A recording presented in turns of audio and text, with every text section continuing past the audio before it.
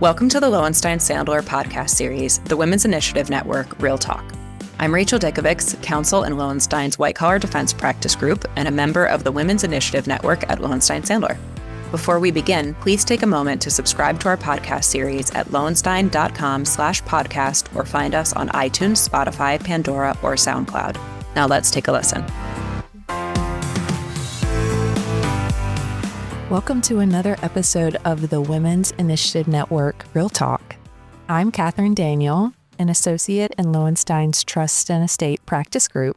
Hi, and I'm Megan Monson, a partner in Lowenstein-Sandler's Executive Compensation and Employment and Benefits Practice Group. Happy to be here today. Yes, and on today's episode, we're going to discuss the challenges that female professionals encounter in the workplace related to divorce and how to navigate the issues of going through this life-altering experience in a professional setting. Divorce statistics can be sliced in numerous ways, whether it be looking at divorce rates by occupation, income, gender, age, you name it. But no matter how you slice the aspects, to say there's a lot of pain and emotion involved is an understatement. And so today, rather than dive deep into the numbers around divorce, we thought it would be interesting and hopefully beneficial to listeners to hear from two attorneys who have experienced divorce in different ways and how they navigated it while working in big law. Let's start with you, Megan. So can you tell us about your experience?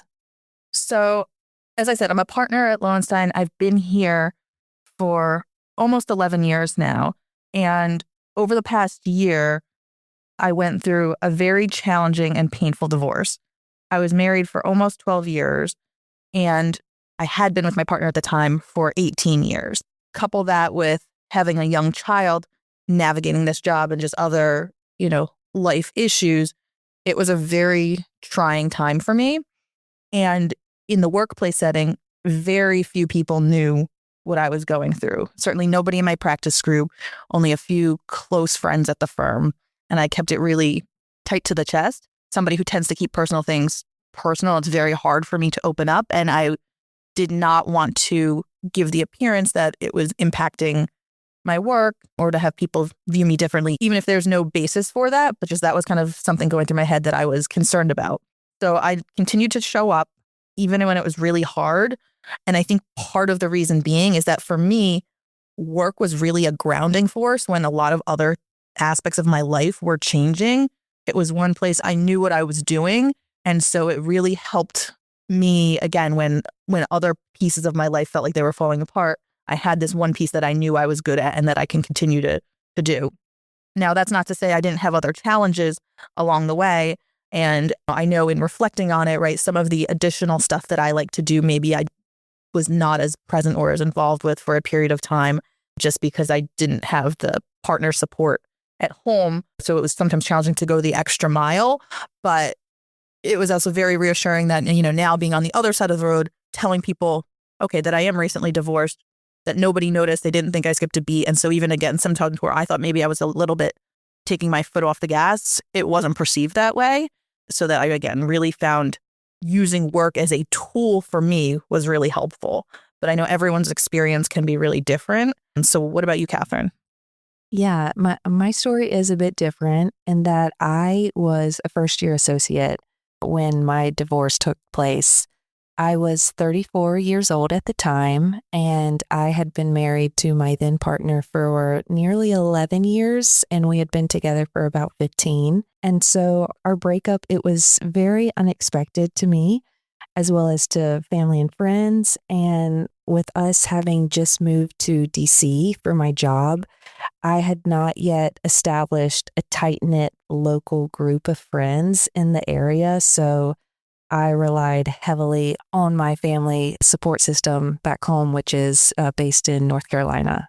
And I think that's really great that you shared that because in particular, right, it's not going to be the same for everybody and everyone's going to navigate things very differently. And you were comfortable enough to be transparent and point you were in your career as well. And so I think that's very amazing and commendable, and I know divorce itself can be very life altering, as I think both you and I and many others who've been in the same situation can attest to. In terms of navigating it in a professional setting, especially one as fast paced and demanding as big law, I think one of the benefits that I found is also the ability to be in this hybrid work environment. And so if there were days that I knew were going to be more emotionally charged or challenging based upon where I was in the process, or if I had calls with my attorney, things like that, I often scheduled those for the days I knew I'd be working from home. And so it was a lot easier for me to kind of compartmentalize the emotional aspects and separating it from the work aspects by being able to do it in an environment where I felt more comfortable. So if I did have a breakdown and felt the need to cry or anything like that, like I didn't have, again, my personal concerns about doing it in the office. Do I think there would be an issue in the office? Certainly not. But again, just as somebody who tries to be more emotionally reserved and keep their personal life more personal, I was just more strategic in when I was scheduling things related to my divorce, or if I knew it was, again, a particularly hard day, or if I had mediation scheduled, right, I might not schedule a client call for right after that. And there were a handful of times where I felt the need, based on how I was feeling that day, and I was not able to make a call, and I explained to the partners or whoever I was working with why, then they were very understanding. And so I kind of used sharing what I was going through as an opportunity on limited basis if I needed to, again, lean on my partners or my other colleagues to ask for somebody to pitch in, but while trying to, again, still preserve not letting a lot of people into the fold until I was ready. And I think that part of that for me was because I was a very type A overachiever. In some ways, I may have viewed it as, okay, now I'm viewed as a failure. What does this mean? And until I had processed it myself, I couldn't figure out how I could view myself in the work setting in that lens. What about you, Kathryn? Yeah, I too, I found transparency to be my friend in this regard. So given certain circumstances around my divorce and how abrupt it was, I had to take a couple of weeks off from work. One, just kind of to wrap my head around what was going on and frankly, for my mental health and emotional well-being. And so as a junior associate who was and is somewhat still relatively new to the firm and, trying to build my professional brand and credibility among my team and practice group and the people whom I interact with, on a daily basis, I felt it was necessary to tell the leaders in my practice group. And I also just wanted to tell my other colleagues who I was working with on project. I knew from, let's say, an HR perspective, of course, I did not have to disclose the information. I intentionally chose to do so. And similar to you, Megan, everyone to whom I disclosed my situation to at work was incredibly empathetic and understanding, which made me feel very grateful to be a part of, not only my practice group, but also to be practicing law at a firm like Lowenstein. It showed me that this is a very human-centric place to be.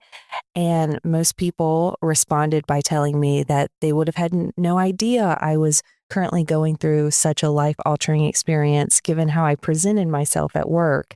And that was helpful to hear. I heard that regularly, and it helped me because I was trying very hard to continue to be my optimistic, extroverted self. And so while I always take my reputation and how I present myself seriously, in a time of such personal uncertainty, I found that to be an anchoring force because it was something that I could control, which was liberating at the time. I told myself that while I may not have been able to control what happened to my marriage, I could control my future, including the career I aspire to forge for myself. So by being vulnerable and opening up to others, I also had several colleagues open up to me about their own life-altering events, and I appreciate the trust that they placed in me by sharing their stories. It's illustrative of the fact that, at the end of the day, most of us, if not all, have had to endure many unexpected, tragic losses, which come in various shapes and forms. And, a partner whom I view as a mentor, she told me that some of what she perceived to be great disasters in her life ended up being some of her greatest opportunities. So, at the end of the day, I'm choosing to lean into that philosophy. Some days were easier to do that than others, which is, another reason I'm appreciative to have a wide support system throughout this last year, both personally and professionally. So for me, talking about my experience was therapeutic. And so I hope to be a listening ear for others if and whenever needed. So I really like everything that you just said, Kathryn. And actually, as I was going through my own divorce, I was thinking of you because you had shared your experience with me and it made me feel less isolated and alone. And so I think that's one of the goals that I had, in doing this podcast with you and just some of our programming more generally is just issues that professionals encounter, trying to take the stigma away from it. Because if there are others in the room who face things, whether now or years from now, again, if they have heard our stories and stories from others, whether it's from divorce or other types of losses, it just really helps to take away that nagging feeling that, oh, like, why does this happen to me? This doesn't happen to anybody else. And so really to make these type of discussions more mainstream, certainly, similar to you, once I told people, they were very, very supportive, but I had to overcome kind of my own insecurities to get to that place. And I, in some ways, wish that I felt more comfortable doing that sooner. And so by us kind of having these type of real discussions about these really raw, painful things that we experienced, hopefully, we can make a difference for at least one other person who finds listening to them helpful or feels more seen if they are kind of going through their own personal challenges. So Kathryn, do you have any other advice for our professional women out there in trying to navigate these issues in a professional setting? Yeah, you mentioned at the beginning of this that every situation is so personal. And, for me, transparency was key to helping me get through this. I don't want to say at a greater speed, but just being able to accept what life had thrown my way and how to forge ahead. And so I just think the more transparent and vulnerable you feel that you're comfortable with being in the setting that you find yourself, I encourage people to lean into that feeling because most likely there is someone else who can relate, not necessarily, with your exact circumstances, but there can be a connecting force there. I think another thing that I would add is think about what type of resources that you can utilize, and that can mean a variety of things. It can mean utilizing resources that your employer offers, whether it's seeking therapy, navigating HR-related issues related to a divorce or other, life challenge. But also then I would say your resources can also be people, right? And those are people in your personal network, people in your professional network, and leaning on the ones that you feel comfortable for doing that, because we do have a lot of different tools. And sometimes it could be, as women, perceive that we need to be strong and power through things. But there are a lot of support we can have and utilize in a variety of different ways. So really being open to that and embracing that, because again, I think it can make the experience feel less lonely and less isolating. And liberating, like you're taking back the reins of control. For sure. And I think that can really make a big difference when you're dealing with some kind of unexpected curveball that life throws your way. Any final words of wisdom that you would say of things that we haven't already touched on for women who are encountering these type of issues? I would say, and I don't want this to sound cliche, but that it does get better. When I reflect back on what life threw my way last year, it's hard to grasp that it's already been a year, but at the same time, I'm very proud and just reflecting on how much I've been able to grow personally and emotionally and even professionally. I like to just funnel that up to resiliency. No matter what other people are going through, I want other women to know that it will be better. You just have to keep moving forward. And this is going to sound a little random, but as part of the journey that I found myself going through, I wanted to have this long-term goal to work toward. And for me, that was summiting Mount Kilimanjaro, which I did at the beginning of this year. And I remember a mantra that our group fellow hikers kept saying, our guide kept reminding us, "Poli poli." And that means slow, slow, one foot in front of the other.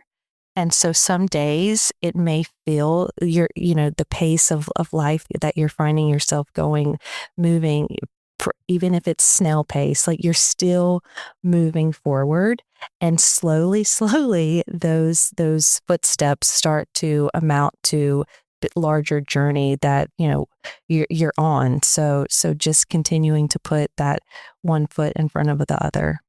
I love that. And I would say +1 to all of that. I think the only final pieces of wisdom that I'll add is that don't let the divorce or other kind of personal challenges define you.